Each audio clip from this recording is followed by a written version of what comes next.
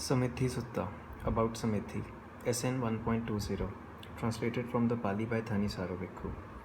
Reading from accesstoinsight.org, Sunday, May 1st, 2022. Translator's note: the Pali canon is unique in its approach to the spirit world. While confirming the existence of spirits and other more refined levels of beings, it insists that they are not worthy of worship. The Buddha, after all, is the teacher not only of human beings but also of heavenly beings, and many heavenly beings are not especially knowledgeable or spiritually advanced, in spite of their refined state. The canon illustrates this point in a number of gentle satires. The most famous is the Devata Sutta, DN 14, where the ignorance and pomposity of a supposedly all-knowing creator is lampooned. This discourse is another entertaining example of the same genre, pointing out the difficulties of teaching more advanced Dhamma to any being, human or divine, who is obsessed with sensual pleasures. On hearing some verses concerning the awakened one's state of mind, which is not subject to time and is visible here and now, the Devata cannot understand them and is able to grasp only a few very basic principles of Dhamma practice. It's unusual for the Buddha to aim his words so far over the heads of his listeners. Perhaps in this case, as in SN 1.1, he wants to subdue the Devata's pride. At any rate, there is hope for her. As the commentary points out, her understanding covers in a rudimentary fashion all the elements of the Noble Eightfold Path. If she follows through with her understanding, she is on the road to the higher attainments. This discourse also contains some wordplay on the words time, kala, and subject to time, kalika.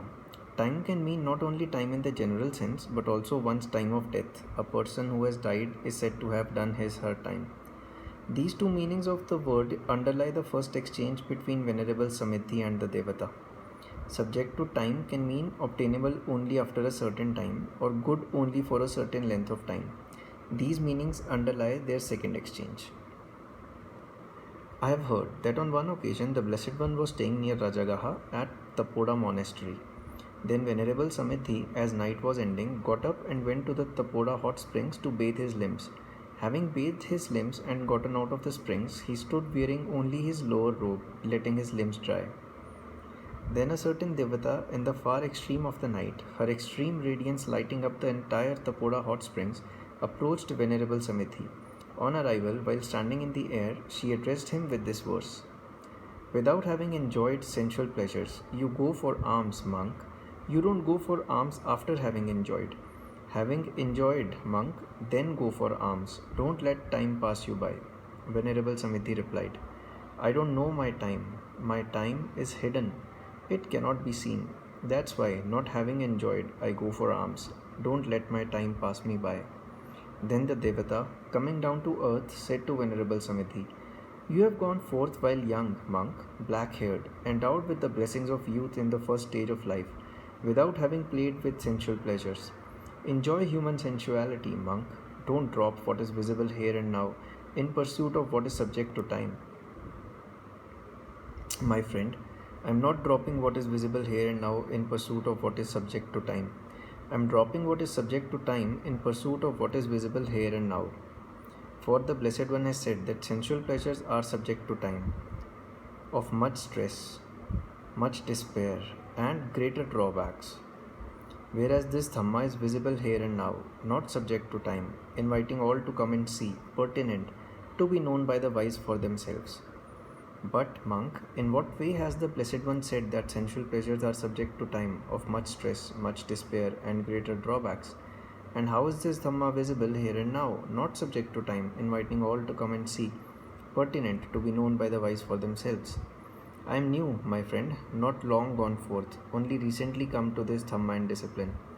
I cannot explain it in detail, but the Blessed One, worthy and rightly self-awakened, is staying here in Rajagaha at the Tapoda monastery.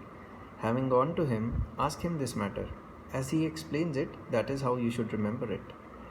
Monk, it is not easy for us to go to the Blessed One, as he is surrounded by other devas of great influence. But if you go to the Blessed One and ask him this matter, I will come along to hear the Dhamma. Responding to the Devata, as you say, my friend, Venerable Samiddhi went to the Blessed One. On arrival, he bowed down to the Blessed One and sat to one side. As he was sitting there, he told the Blessed One his entire conversation with the devata. Now, Lord, if that devata was telling the truth, she is not far from here. When this was said, the devata said to Venerable Samiddhi, "Ask, monk, ask, I have gotten through." Then the Blessed One recited this verse to the devata. Perceiving in terms of signs, beings take a stand on signs. Not fully comprehending signs, they come into the bonds of death. But fully comprehending signs, one does not construe a signifier. Yet nothing exists for him by which one would say, "To him no thought occurs." If you know this spirit, then say so. I don't understand, Lord, the detailed meaning of the Blessed One's brief statement. It would be good if the Blessed One would speak in such a way that I would understand the detailed meaning of the Blessed One's brief statement. The Blessed One said, "Whoever construes equal, superior, or inferior, by that he would dispute. Whereas to one unaffected by these three, equal, superior, do not occur. If you know this spirit, then say so." I don't understand, Lord, the detailed meaning of the Blessed One's brief statement.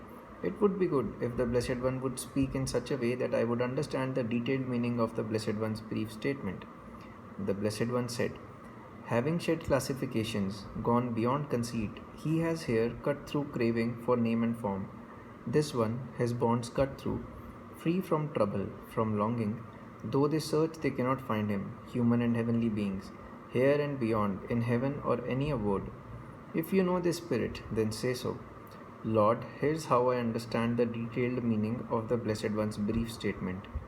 In all the world, every world, you should do no evil with speech, body, or mind. Having abundant sensual pleasures, mindful, alert, don't consort with suffering and stress, with what doesn't pertain to the goal."